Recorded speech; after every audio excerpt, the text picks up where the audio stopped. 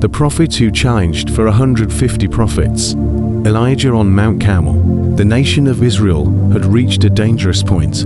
The people still spoke about the God of Abraham, Isaac, and Jacob, but many of them had begun worshipping Baal, an idol promoted by King Ahab and his wife Jezebel. The nation was divided in its heart, and nobody seemed willing to make a clear decision. Then one man stepped forward.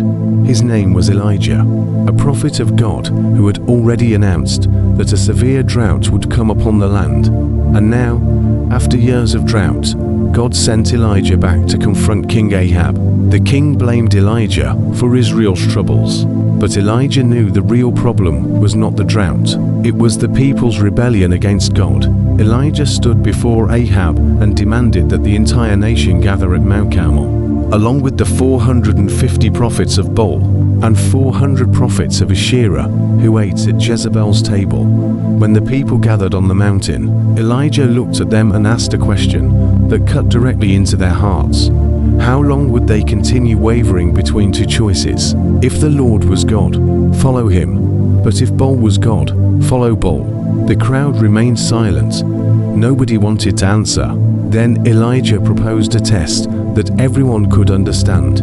2 bulls would be prepared for sacrifice, one for the prophets of Baal and one for Elijah. Each side would place their sacrifice on an altar, but neither side would light the fire. Instead, they would call upon their God, and the God who answered by fire would prove himself to be the true God. The people agreed, and the prophets of Baal went first. They prepared their sacrifice and began calling upon Baal. They shouted, danced around the altar, and cried out for their God to answer. Morning passed, then midday arrived, but nothing happened. There was no voice, no fire, no response from heaven. Elijah watched them 4 hours, and eventually began mocking them, telling them to shout louder. Perhaps their God was deep in thought. Perhaps he was busy. Perhaps he was traveling. Or perhaps he was asleep and needed to be awakened. The prophets became even more desperate.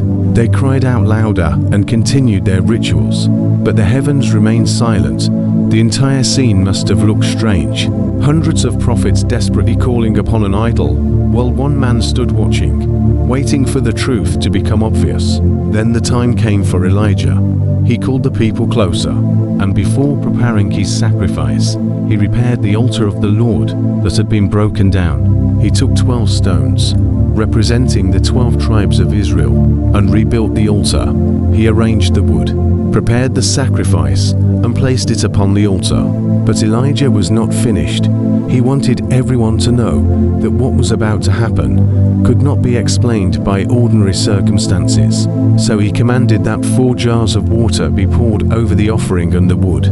Then he ordered it to be done again and again, until the water ran down around the altar and filled the trench. Elijah had deliberately made the situation impossible from a human perspective. The wood was soaked, the sacrifice was soaked, the altar was surrounded by water, and now there was no opportunity for anyone to claim that Elijah had secretly started the fire. Then Elijah stepped forward and prayed. His prayer was simple. He called upon the God of Abraham, Isaac, and Israel, asking God to answer so that the people would know that he was God and that Elijah was his servant. Elijah was not trying to make himself famous. He wanted the hearts of the people to return to God. Then suddenly, the atmosphere changed. Fire fell from heaven. The fire consumed the sacrifice, the wood, the stones, the dust, and even the water in the trench. The people who had been silent moments earlier fell face down before God, and they cried out, "The Lord, He is God. The Lord, He is God." The prophets of Baal had spent hours shouting, but their idol had remained silent. Elijah had prayed, and the living God had answered.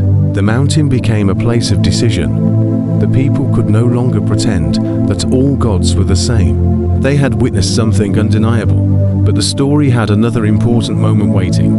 Elijah had told Ahab that the drought was about to end. Even though there was still no visible sign of rain, Elijah climbed higher up the mountain, bowed down, and began praying. He sent his servant to look toward the sea, but the servant returned and said he saw nothing. Elijah told him to go again. 7 times the servant went back and looked, and finally he returned with a tiny report. A cloud as small as a man's hand was rising from the sea. Elijah knew that the answer had come. He told Ahab to prepare his chariot and leave before the rain stopped him. The sky began filling with clouds.